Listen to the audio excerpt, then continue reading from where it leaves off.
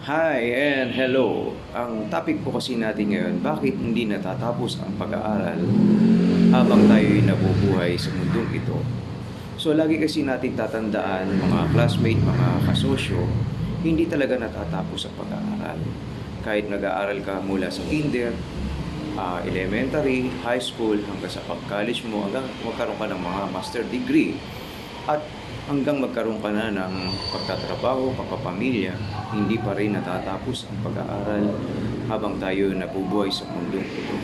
Bakit? Ano ang dahilan?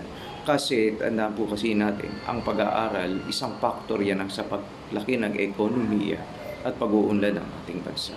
Hindi kasi natatapos ang pag-aaral. Meron kasi talagang pag-aaral sa mga social media, pag-aaral sa mga online selling, pag-aaral sa mga bagay-bagay na dapat nating malaman o etc. kung ano mga pag-aaral yan. Tandaan po kasi natin, hindi natatapos ang pag-aaral habang tayo nabubuhay. Kasi bakit?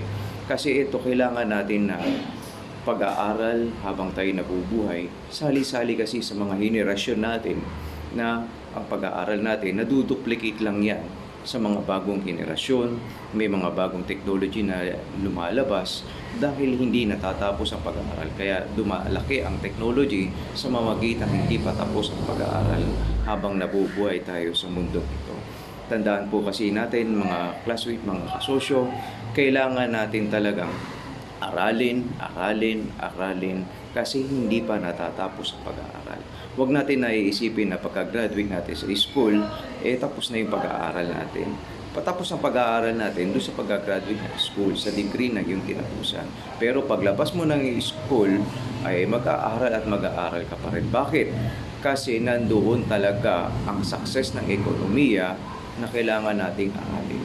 Anong klaseng pag-aaral ang nalalaman natin na dapat natin gagamitin? Base yan sa core keep mo kung ano gusto mong aralin. Hindi ko yan alam. Basta ang alam ko lang kung ano ang core keep mo sa buhay, yun ang dapat mong aralin. Bakit? Kasi nandoon ang success ng buhay mo sa core keep ng iyong pag-aaralan. Yun lang mga classmate, mga kasosyo, good luck.